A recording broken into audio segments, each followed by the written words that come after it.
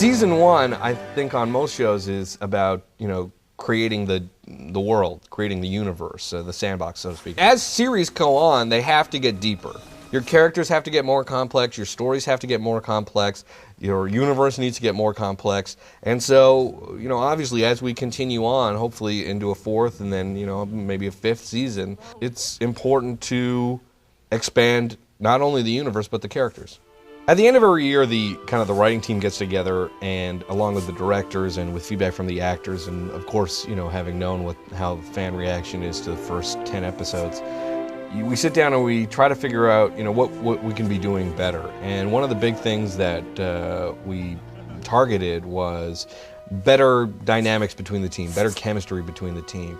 A lot of the flack that Atlantis has got is that, well, the team doesn't have the chemistry that SG1 has. And we're like, well, yeah, but SG1 has been on the air for 9 or 10 years. They've had 9 or 10 years to develop that kind of chemistry. But to be fair, we hadn't been giving them those opportunities. A lot of times Atlantis shows would end with, 1 or 2 cast members, usually Shepard and Weir, doing a wrap-up. Just little things like that, like trying to slightly alter the format of the show to allow for more team interactions, and also showing them a little bit more in downtime as much as possible. It's a little easier to build chemistry and warm feelings when, you're not about to die. So more of that is kind of what we were shooting for.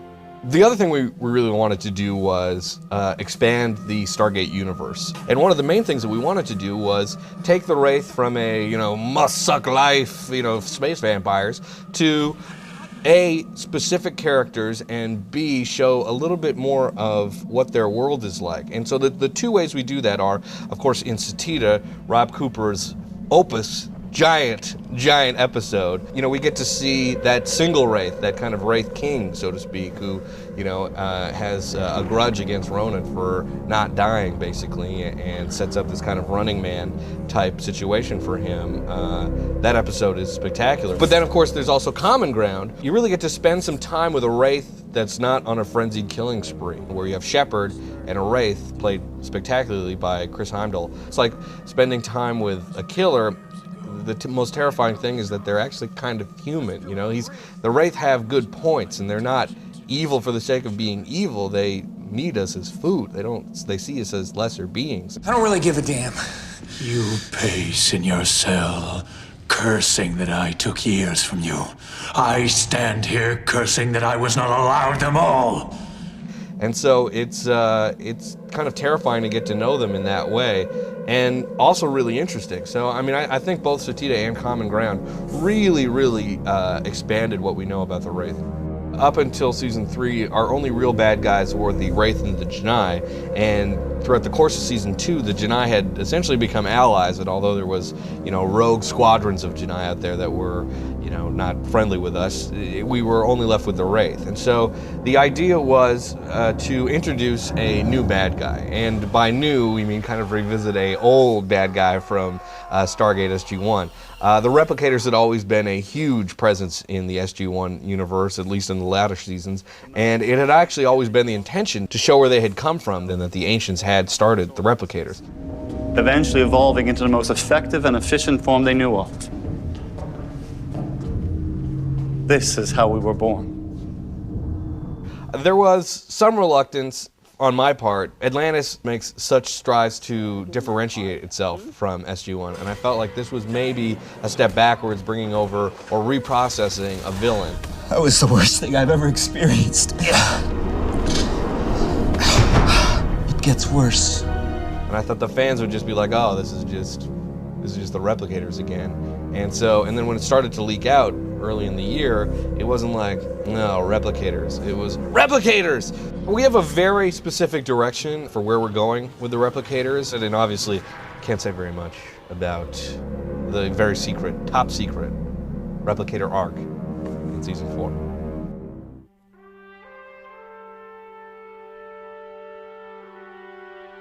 Every year we try our best to get people to come up to Vancouver and guest star on the show with us. And as the show has gotten more and more successful, it's easier and easier to do. A couple of notables, of course, is David Ogden Stiers, who is basically one of the better television actors ever. To have him come up and be the leader of our new bad guys, I think, is such a treat. You know, when we were tossing around this episode idea that was called "Delicious Fat Guy" for a while. That was the that was the working title, and it was about this guy who was not the most attractive guy in the world, but obnoxious, but oddly had this incredible pull over this village. And we rarely set up situations that the guest star has to carry the episode because it's a crapshoot. You're never sure who you're going to get. But Richard Kind, is so fantastic. When we heard we got him, Brad did a pass of the script and kind of rewrote it to his voice, and he came up and just nailed it. And it's something a little more complex than he's used to doing, which got him really excited because usually he just comes in and plays the goofball or the annoying cousin or something like that. And but this he really he really sculpted an arc for that character. Speaking of stunning, you never told me anything about her. Oh, yeah. Yeah, I am definitely gonna like it here. Robert Davi has, been a friend of the show for a very long time. I created that character in the Storm in the Eye, and then was lucky enough to bring him back for the Brotherhood in season 1. We were just looking for an opportunity to bring him back. The problem with Kolya is every time we should kill him. We should have killed him in the Storm in the Eye. We should have killed him in Brotherhood. We really should have killed him in Common Ground. So the next time that Shepard and Kolya were going to meet, one of them had to die. And sadly, it had to be Kolya.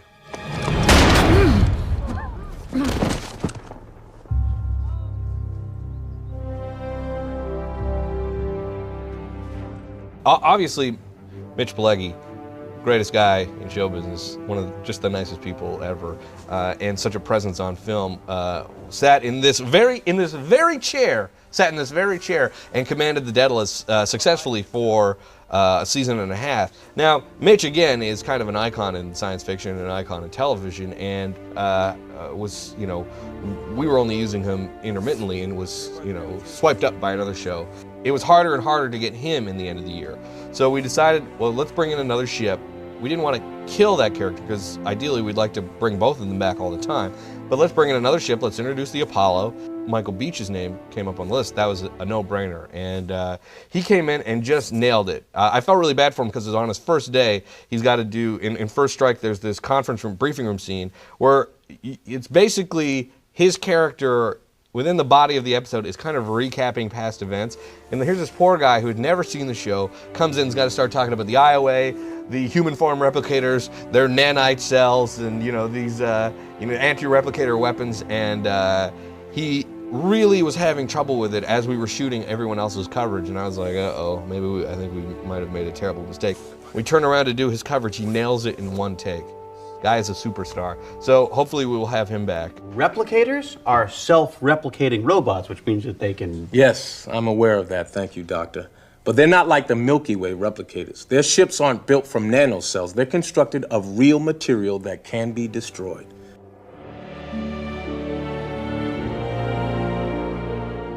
In the season 1 episode, Hot Sun, there's this point where McKay is about to die, and he has this monologue, about the fact that he's about to die and how to live without him.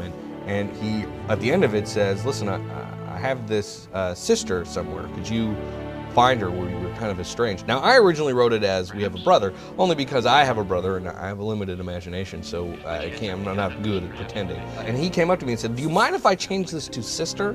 Because I have a sister, I have 4 sisters actually, and one of them happens to be an actress, and it'd be great if someday she could come, play my sister. And I was like, sure, David Hewlett. We're gonna hire your sister to come play your sister. Sure, David Hewlett. You just throw him a bone every now and again, And because otherwise he becomes a whiny baby. Don't use that. Towards the end of season 2, basically, or I guess during the summer hiatus of season 2, so we were already pretty developed for season 2, I went back to Toronto, and my friend Brendan Gall was directing this play that I went to go see, starring Kate Hewlett. And she was fantastic. She had all sorts of Hewlettisms. She talked with her hands and was great at the quick dialogue. And I thought, oh well, this is gonna be easy. I solved your problem in my spare time with finger paints. Here we go. I just can't imagine how you're surviving the humiliation. Look, if it wasn't for my work, your little theory would be useless. Whoa, siblings, please. Sorry.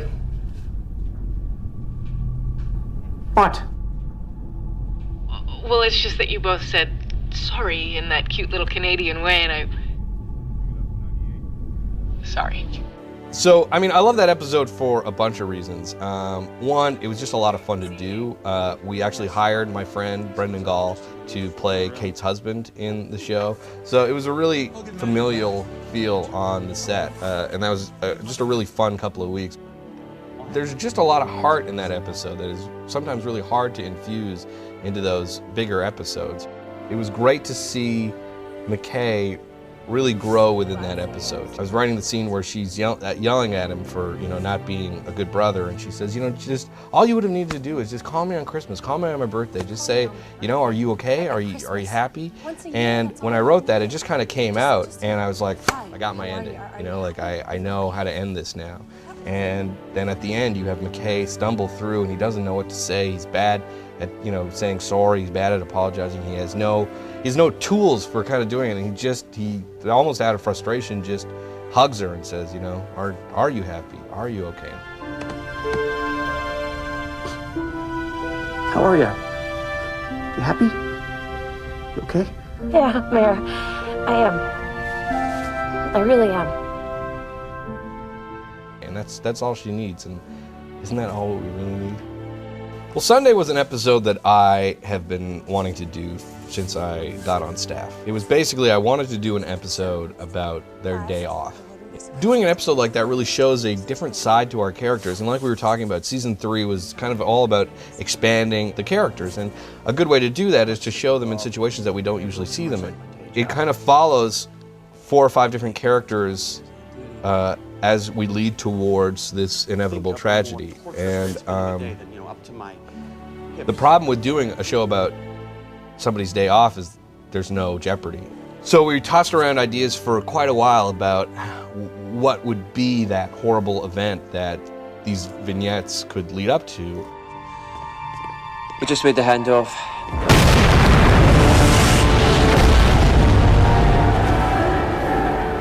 But once it was decided that that's how it was going to be, I felt a great burden to write a great Beckett episode and to get it right. Well, after I found out the news, I read the script shortly thereafter. I think I had it over the weekend to give it a read, and I cried. I cried. It's a very emotional script, and especially when you're watching your own fate as you turn the pages. And I said to them, look, okay, as sad as it is, I'm a big boy and I'm professional. I want to knock this thing out of the ballpark. And I feel like I put a lot of hard work in towards the episode because I wanted the character to go out with dignity and class. And I think that's, I think we accomplished that. If you're going to kill a character, that it's got to be done with the utmost respect. And I actually think that this is the best episode to do that in, because in a weird way, I think it's the best Beckett episode ever. He is the most likable he's ever been. And I realize it's kind of a sucker punch, and it's designed that way, but you show him as a presence in everyone's life. And then you see how beloved he is, basically, on the base. I think Beckett's, I think people have mentioned before, like the big brother of Atlantis in many ways. And I think a lot of the fans will be sad to see him go. Filming Sunday was, it was difficult episode to film, because over the past 3 years, you become so close to the cast, in particular, and the crew, they are, not to sound cliche, but like a family. I think I held a lot of it in just so I could get through it. It was obviously a very emotional shoot. I remember, when we shot, Beckett's death in the hallway, it was the quietest the crew, I think, has ever been. It happened very quick. Everyone was very focused. There was a very weird mood, weirdly because Paul wasn't dying, but it was a weird mood on set. I could tell that everyone was awkward with shooting it. So at one point in time, I think when I first got it, I said, I kind of said out loud, I said, you guys, I'm okay, I want everybody okay. I don't want to be walking on eggshells around here, or you have to be walking on eggshells, because I am a professional, and it's an episode of television ultimately, and it's an important one, especially for my character, and I'll make sure that for the fans and for everybody I work with that we do a great job with it. And I think it's the first script that we had since I've been on the show. I've been on the show since starting that had a clause of confidentiality on it, and that made me feel kind of important. You know, Piece by piece, people had put it together, and then Paul himself said that there were some big surprises. Then the capper is that Jewel at a convention, mentioned that she was going to go on the show and play a doctor. And so they were like, oh my God, they're bringing Jewel to replace Carson. What's going on? And, SaveCarsonBeckett.com started up. let's put it this way, the fans made Beckett a regular in my mind. I came onto the show as a reoccurring character. The character wasn't Scottish before I came in and did a Scottish accent. The fan base, I think, really supported the character heavily throughout the pilot, and I think Martin Garrow mentioned he was like the breakout character of the pilot. It's going to be interesting to see how they react to that. I think it's such a lovable character that thankfully the writers have given me the opportunity to play. The outcome, could have been different, but it is sci-fi. You never know. It was, in one sense, one of the most fun episodes I've written because you got to explore all of those character moments that I'd been dying to do for years. And then on the flip side, it was also a really painful episode to write because not only were we getting rid of a character that I loved writing for, but we were getting rid of a friend. I know that for the most part, fans are probably going to hate that episode, which is really difficult for me because I'm incredibly proud of it. It's maybe one of the best episodes I think I've ever done, but I understand. I think with distance from it, especially because I think it's going to be a shock to a lot of people, they'll go back and I hope it lives up to what it needed to be, which is one of the better episodes we've ever done. Ideally, what you do is in your season finale, you set up a thrust to move into season 4. That's exactly what First Strike is. One of the things we wanted to do for a while is do a couple of kind of Lost in Space episodes with the city, isolate us a little bit more from the SGC. And not only that, but we kind of like the idea of having a leaderless Atlantis for an episode or two, not really knowing what to do, putting Weir in a position where she cannot be in charge. That's a kind of great drama that leads to a lot of fantastic scenes. Not only that, but you're putting the whole city in jeopardy, which is something that we had to figure out how to do, not in a they're coming and attacking us way. Obviously in First Strike it is that, but in the beginning of season 4 it's less about them attacking us and more about the city is damaged, we're running out of power, we're lost in space, we don't have a leader, what do we do? That's fertile ground for storytelling. If you dropped out of hyperspace way too soon, I have no idea where we are. To be able to start from a cleaner place at the beginning of a season that is easy to understand. We're lost in space. I get it. Not we're on a planet in Atlantis and God knows where we are. So it's a little more welcoming for new viewers while not being alienating to old viewers and also giving the old viewers something new. New, old. I think season 3 has been our best season, and I think that's how it has to work.